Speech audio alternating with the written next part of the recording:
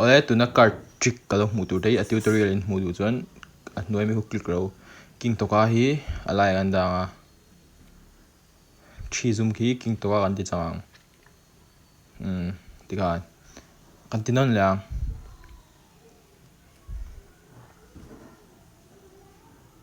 nine up jack chial ki nine na kan ti chang ti kan kan ti non lang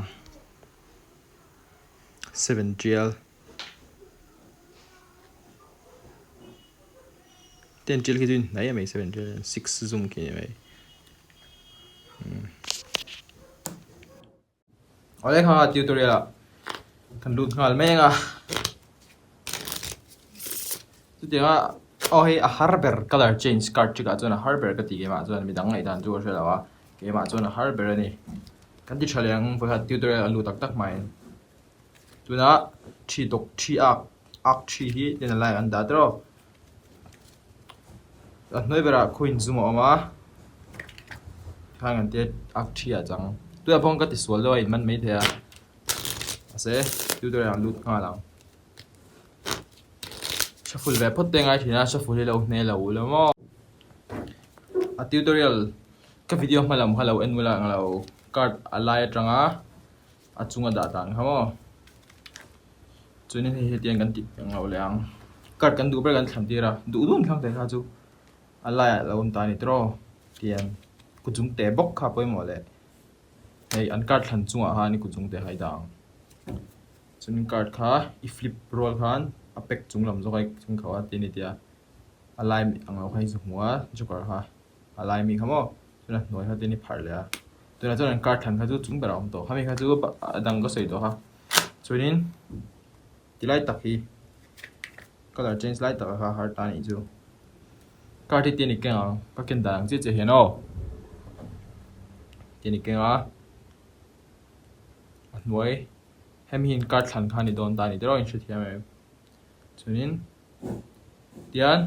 a noi ber ha ila chuang ikut pani han ikut jung te le ikut jung te u ha ila chua a chunga I han lawang tian tin la tro he tian hemi khan hemi I zu ti ku lang hem ti pana me kul thei lo chun he te ilak chau ha hemi khan I zu pot chuang tem khan thiams ula anti chalang 9 to ka lai da draw card ti fira hei card ni lo tiro I tiang a chuan an angai me 9 to ka nen hei ti me ta ni chen 9 to ka chu ta hin ong an ta chuan tin ila chawa card kha chun hemi ikut jung pui le hemi ikut jung lai khan inem kuma chun hemi ikut jung chal hian I lak chawa ha I pot chuak don I shoot chuak don I chu tian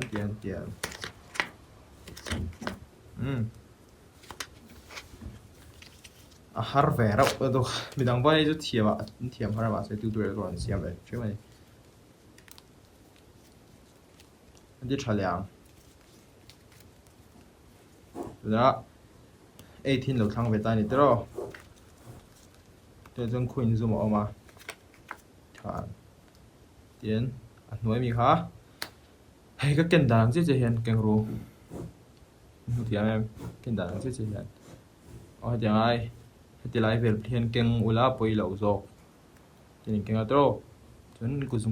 zung pa alai vela dek lai vela ha keng atro chunin kemi te pani khan a hnuai be kha input chuwa rol khan nem kuma chunin hemi khan alai mi kha te la chuak chunin a control light takha in man lo mai thaya tiang kam chau tian ka tan than ta tin tiang point te I du ber la ro I tianga hin lo la ta ni tro an la ko chu 7 zoom an ta lai an danga ku jung te ha poi mo che ta ni chu hei an card thlan in ta card thlan chu aden ku jung te vor la tena chung nen tro chuin chung packet khatin chung packet kha tin illa chawa tin tivira cho nên người ta đi tìm về là chúng ngoài đã ra là ngay nhau hay điên chui là ta arang đơn cái hùng châu đơn chuồng chi to cá chi ông bơi mà cho nên kinh zoom hi in tia tin là chawa tin tia cho nên người ha có đi là tin tia han tiếng bên cái tutorial rồi rồi chú phangin like and subscribe khá là mệt về ula tiếng bên là tỷ thấy trực khá đúng không cái đủ bét thang rồi đấy tiếng à anh nào thang ta này tên zoom lại anh đã khơi cái cắt đón đủ bét cắt rồi nha tên lâu cắt ta này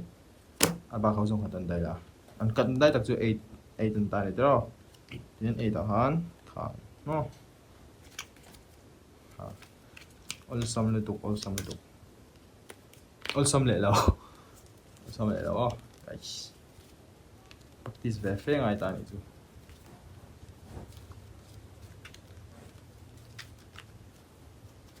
today I don't feel like doing anything no I'm gonna come out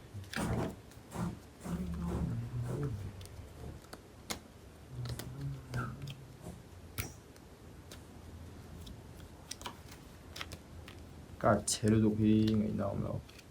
mình show về rồi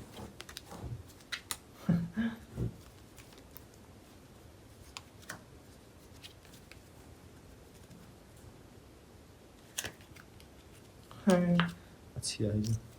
đây in thiền